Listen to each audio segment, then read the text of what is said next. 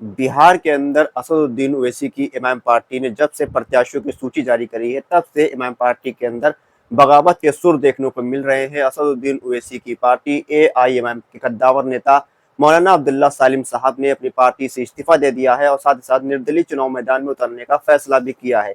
हालांकि इमाम पार्टी की तरफ से उनको मनाने की जद्दोजहद जारी है। पिछले दिनों देखा था कि प्रदेश अध्यक्ष अख्तुल इमान साहब और युवा प्रदेश अध्यक्ष आदिल हसन आज़ाद साहब, ये दोनों लोग मौलाना साहब से मुलाकात करने गए थे, उनको मनाने के लिए गए थे। इसकी तस्वीरें भी डाली गई, लेकिन बाद में मौलाना साहब ने इस चीज़ का खंडन कर दिया कि कहा कि प्रदेश अध्यक्ष और युवा प्रदेश अध्यक्ष हमसे मुलाकात करने आए थे, हमको मनाने आए थे, लेकिन हम इस बात पर राजी नहीं हुए हैं।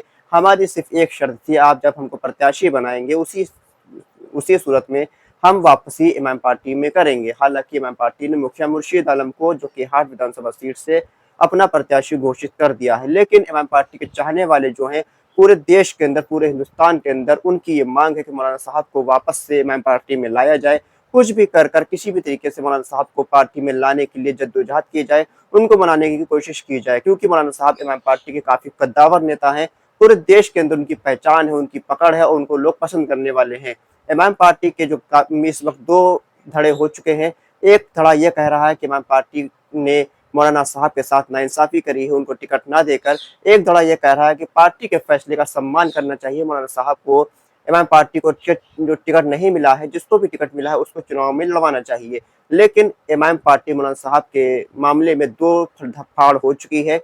इमाम पार्टी के कद्दावर कद्दावर बड़े बड़े सपोर्टर्स जो हैं, वो भी आपस में इख्तिलाफात में एक देखने को मिल रहे हैं। असदुद्दीन ओवैसी की एआईएमआईएम पार्टी बिहार के अंदर मजबूती से विधानसभा चुनाव लड़ रही है और आने वाले विधानसभा चुनाव में 25 सीटों पर इमाम पार्टी अपने प्रत्याशी उतार भी दिए हैं। अब इमाम पार्टी देखना होगा कि मौलाना साहब की नाराजगी को किस तरह से दूर करेगी और इमाम पार्टी बिहार के अंदर क्या जो बाकी रुख अपना रहे नेता उनको वापसी इमाम पार्टी में ला सकती है, या फिर वो जो बाकी हुए हैं वो निर्दलीय चुनाव मैदान में उतरकर इमाम पार्टी का खेल बिगाड़ने का काम करेंगे। मौलाना साहब इमाम पार्टी से अलग हुए, उससे पहले वो किसी पार्टी में नहीं थे, वो पहली पार्टी इमाम पार्टी थी। 10 साल से इमाम पार्टी में वो शामिल है, इमाम पार्टी के लिए काम कर रहे हैं। उनको पिछले बार भी जब टिकट नहीं मिला था तो उन्होंने बागी रुख अपनाया था, हालांकि बाद में वो मान गए थे। इस बार देखना होगा कि इमाम पार्टी में वापसी वो करते हैं। इमाम पार्टी के लिए जो उनके दिल में मोहब्बत है वो जागती है या नहीं जागती, या फिर नाराजगी और ज्यादा गहरी होती है, वो निर्दलीय चुनाव मैदान में आते हैं या फिर प्रशांत किशोर की पार्टी में, जैसा कि दावा किया जा रहा है कि मौलाना साहब प्रशांत किशोर की पार्टी में शामिल होंगे और आने वाले विधानसभा चुनाव में प्रशांत किशोर के लिए प्रचार करते हुए भी नजर आएंगे। बिहार के अंदर इमाम पार्टी काफी मजबूत है, लेकिन बागियों के रुख से इमाम पार्टी को नुकसान होता हुआ भी नजर आ रहा है। इमाम पार्टी पूरी तैयारी कर रही है कि इमाम पार्टी बिहार के अंदर बागियों को चुनाव लड़ने से रोका जाए और वापसी इमाम पार्टी में करवाई जाए।